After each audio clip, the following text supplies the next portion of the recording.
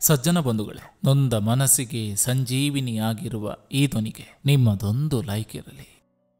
ಮೌನದಲ್ಲಿ ಅಡಗಿರುವ ತೊಳಲಾಟ, ಕೋಪದಲ್ಲಿ ಅಡಗಿರುವ ಕಾಳಜಿ, ನಗುವಿನಲ್ಲಿ ಅಡಗಿರುವ ನೋವನ್ನು ಅರಿತವರೇ ನಿಜವಾದ ಆತ್ಮೀಯರು.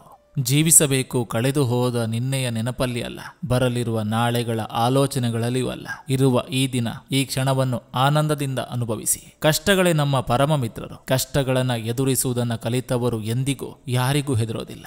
ಎಂತಹ ಸವಾಲೆ ಎದುರು ಬಂದರೂ ಹಿಂಜರಿಯುವುದಿಲ್ಲ. ಸ್ವಾಭಿಮಾನದಿಂದ ಬದುಕ್ತಾರೆ. ದೊಡ್ಡವನಾಗಲು ಪ್ರಯತ್ನ ಪಡಬೇಡ, ಒಳ್ಳೆಯವನಾಗಲು ಪ್ರಯತ್ನ ಪಡು, ಆಗ ನೀನೇ ದೊಡ್ಡವನಾಗ್ತೀಯ. ಸಮಯಕ್ಕೆ ತಕ್ಕ ಹಾಗೆ ಬದಲಾದವರ ಸಹವಾಸ ಯಾವತ್ತೂ ಮಾಡಬಾರ್ದು. ಅದೇ ನಮ್ಮ ಸಮಯಕ್ಕೆ ಸಮಯ ಕೊಟ್ಟು ನಮ್ಮ ಭಾವನೆಗಳಿಗೆ ಸ್ಪಂದಿಸುವ ವ್ಯಕ್ತಿಗಳನ್ನು ಯಾವತ್ತೂ ಮರಿಬಾರ್ದು. ನೆನಪಿರಲಿ, ಕೇಳಿ ಪಡೆಯುವ ಪ್ರೀತಿಗಿಂತ ಕೇಳದೆ ಸಿಗುವ ಪ್ರೀತಿ ಪರಿಶುದ್ಧವಾದದ್ದು.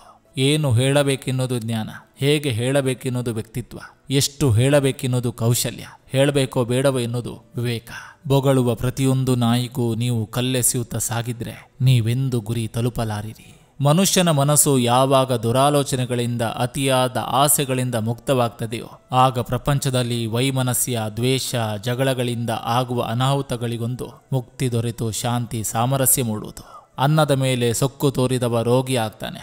ಹೆಣ್ಣಿನ ಮೇಲೆ ಸೊಕ್ಕು ತೋರಿದವ ಬ್ರಹ್ಮಚಾರಿ ಆಗ್ತಾನೆ. ವಿದ್ಯೆಯ ಮೇಲೆ ಸೊಕ್ಕು ತೋರಿದವ ಅವಿವೇಕಿ ಆಗ್ತಾನೆ. ವಿದ್ಯೆ ಇಲ್ಲದವನಿಗೂ ಗೌರವ ಕೊಟ್ಟು ಮಾತನಾಡುವವನೇ ವಿದ್ಯಾವಂತ. ಎಲ್ಲರಿಂದಲೂ ಕೇವಲ ಒಳ್ಳೆ ಮಾತುಗಳನ್ನೇ ಅನಿಸಿಕೊಂಡು ಬದುಕಿದವರು ಯಾರೂ ಇಲ್ಲ. ಮೇಣದ ಬತ್ತಿಗೂ ಮೊದಲು ಗೊತ್ತಿರಲಿಲ್ಲ ತಾನು ಎದೆಗೊತ್ತಿ ತಬ್ಬಿಕೊಂಡ ಒಂದೆಳೆ ದಾರವೇ ತನ್ನ ನಾಶಕ್ಕೆ ಕಾರಣ ಎಂದು. ಜೀವನ ಅಂದಮೇಲೆ ಸುಖ ದುಃಖ ಇದ್ದೇ ಇರ್ತವೆ. ಅದನ್ನು ಹೊಂದಿಕೊಂಡು ಸಾಗುವುದೇ ಜೀವನ.